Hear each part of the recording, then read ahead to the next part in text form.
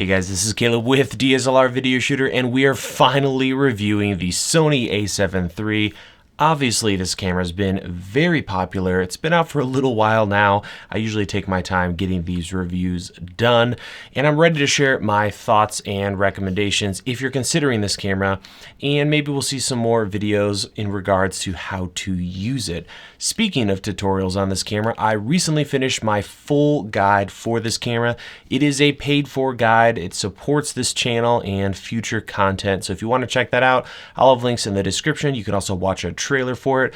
Essentially, I talk about everything you need to know to shoot great video on the A7 III. It is loaded with great stuff, including dealing with color science, which a lot of people seem pretty confused about. Another thing to keep in mind is I am actually doing a mega camera test between this and several other cameras, which I will list for you here. We're essentially checking image quality and all these different categories to see which one of these cameras is going to work well depending on what you shoot. Now, in short, if you haven't heard already, the A7 III is a full-frame 4K mirrorless camera with built-in image stabilization, great autofocus, even better battery life, and the A7 III really is a great all-around camera for $2,000 if you like shooting video on small mirrorless cameras, or you're a hybrid shooter shooting both stills as well as video. But there are some things that really bother me about this camera, and there's one huge one, and no, it's not the weird squeezing issue that I've talked about in the past, and no, it is not the color science of the camera. It's something else that I'm not seeing a lot of people talk about. We'll get to that a little bit later. Let's go ahead and start with color science, which for a long time has been kind of a sticking point for a lot of people when it comes to these Sony cameras. Now, actually the color in this camera is pretty decent. Sony has made a couple tweaks compared to older models from the A7 series and their other cameras, but the color science is actually not bad if you use the correct settings. I talked about this in my guide. I'm thinking about doing a video on it here at YouTube just because there's a lot of people saying use Cinema 4 with this tweaked that and take this over here and take the knee, and because the camera can actually do a good job if you use the right settings, and it doesn't actually have to be very complicated. But I found you can get pretty great skin tone results with this camera, so it's not the worst camera available today. Moving on to resolution, this camera is wild, and it's one of the few cameras these days that does full frame 4K video. And not only 4K, but the sensor is actually a 6K sensor, taking that 6K resolution and squeezing it and putting it into a 4K file. So you're getting lots of detail with this camera. It's actually one of the most detailed sensor combinations out there.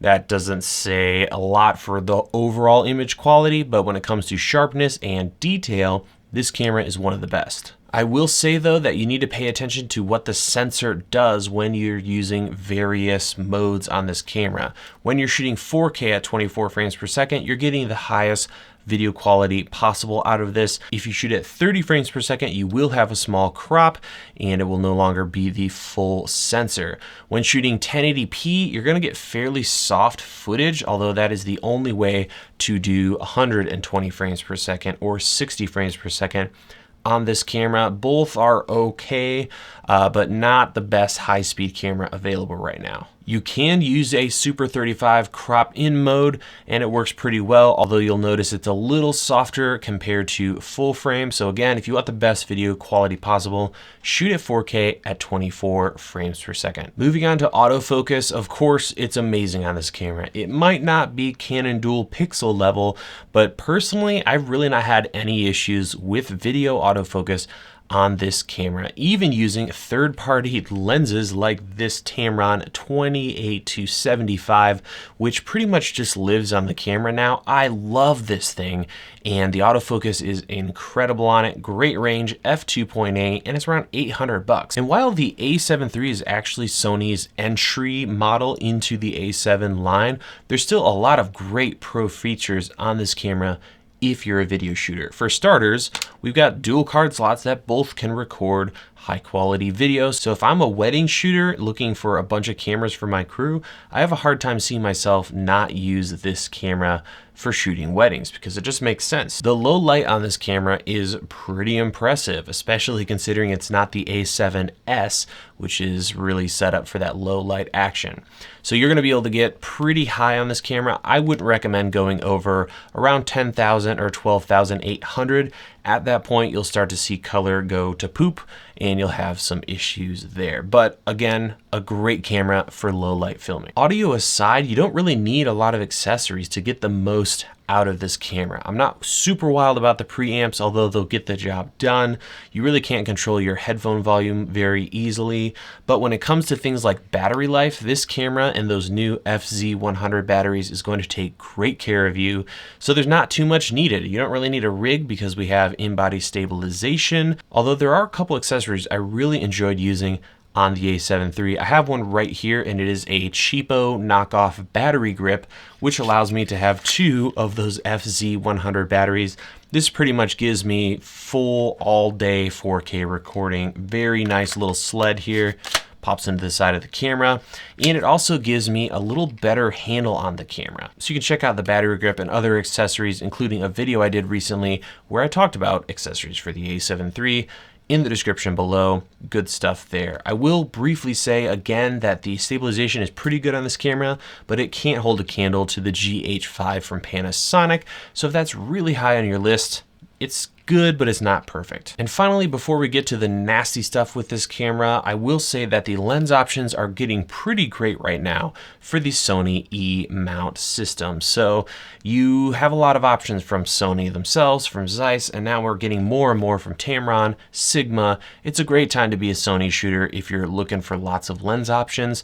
So if you've been thinking about switching, now might be a good time. So that's all of the stuff I dug about this camera and kind of an overview. Now let's get into the nasty stuff, and there is a couple issues I've had, but the biggest one by far has been the pixel quality of this camera. For example, look at this shot right here. You'll notice something with my lighting in the background. There's a little bit of kind of a tungsten warm lamp in this corner, and then I have daylight lighting elsewhere. Where those colors meet looks pretty good right now. We've got that kind of warm action over there, and then it's kind of mixing with this cooler blue light. That's not the case with this camera. I have had so many issues with color banding, with just really nasty artifacts when shooting on the A7 III. And I notice it mainly shows up when you're filming something neutral. So a white wall, a gray wall, a dark black wall, where there's colors that are not exactly the same, you're gonna start to notice some funky stuff. And I've been using this camera for my YouTube videos on and off, and I kept noticing that. So I shot a quick test, and we're gonna jump over to the computer and talk about that real quick. All right, guys, let me walk you through the problem I'm having. So this is a clip from my GH5, and this is a clip from the A7 III. You're not gonna notice really any difference because it is in log, but if we add a LUT to these, we can start to see what's going on here. We've got a warm and cool light against a white background. Pretty simple. So here's the A7 III, here's the GH5. Now if I start going in here and messing with my exposure, I'm gonna raise the highlights way up to just touching 100 and drop my shadows all the way down and really try to push this. You'll notice things still look pretty good. Let me go ahead and show you a full screen version of this. You'll notice there's still a nice transition between the two. We're not losing too much information here, and it just looks nice. Now if we switch over to the A7 III and do the exact same thing, raising our highlights and our shadows, it starts to really run into problems here. You're noticing some banding. We're getting some really funky colors showing up here that weren't there in the first place. And you might be saying, Caleb, this is just ridiculous. You would never ever do this. Well, you're probably right. So let's go ahead and just reset this to normal levels and just do something really subtle. Just that right there, a little tweak is giving us more of those issues. We're seeing the banding, we're seeing some funky greens and stuff in here. This is the problem with the A7 III. Now I think there are two reasons for this. Number one could be that this is an 8-bit camera, not a 10-bit camera, whereas this GH5 footage over here with this extreme grade, this is 10-bit 422. We're getting 420 8-bit on the Sony A7 III. But I suspect a big reason is also the data rates of these two cameras. We have 100 megabits a second on the Sony and 150 up to 400 on the GH5, and having more data makes a huge difference to your image and what you can do with it in post. So this is essentially the problem blown up for you guys. If I increase my saturation here, same deal going over to the GH5. I'm just going to go nuts with saturation and it will start to fall apart, but look at the difference. This still looks somewhat decent color wise, whereas this is just a mess over here in Sony land. So that's been my biggest issue and why I'm continuing to use my GH5S for most of my YouTube videos and filming in general. I just hate that look when you go into a room, start filming, and there's just some funky artifacts, and you have got to nail your exposure and white balance if you're gonna try to avoid all those issues. There's two other things that bug me about this camera that I'll talk about briefly. Number one, we have no flip out screen. We get it, there's not one on it, I'd love to have it. The second issue is in tandem with that, and that is HDMI issues are so bad on this camera. So for example, if I wanna see myself or have a monitor somewhere else and I can't see the back of the camera screen, like at 90 degrees, which is stupid, I have to use a monitor. When you do that, tons of stuff start going wrong. First and foremost, if you're shooting 4K, the back of the screen is going to go black on you. So you can only use your monitor at this point. And the other thing is you can't see your settings on that monitor. You're gonna have to look at the back of the camera to see your settings. So you now have to look at both your monitor and the camera to be able to see your image and look at your settings. You'll also lose a couple features. For example, face auto detection will completely turn off when you're using HDMI. So you're like, okay, maybe I'll use the Sony app to view myself. Well, same issue there. You can't use face auto detection when you're connected via Wi-Fi. So if you want face auto detection, you have got to be behind the camera looking at the screen. Really sucks. There's a ton of other HDMI issues that I won't get into, but I do address in my full guide if you're going to be dealing with monitoring external video recording, which lets you record 4:2 to 8-bit internally.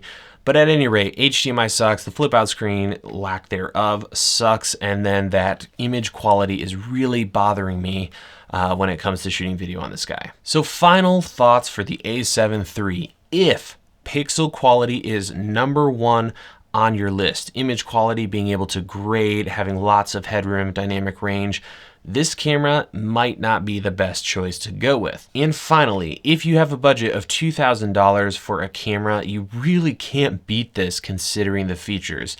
I still prefer my GH5 and GH5S for image quality, but with what all you get in here, this is really hard to say no to. The only thing I would say is if you're going to be buying this camera, you really need to make sure you understand log filming, getting your exposure perfect, and making sure your white balance is on point. If you start to stray away from that stuff and have issues there, good luck, because it's going to be a mess in post-production.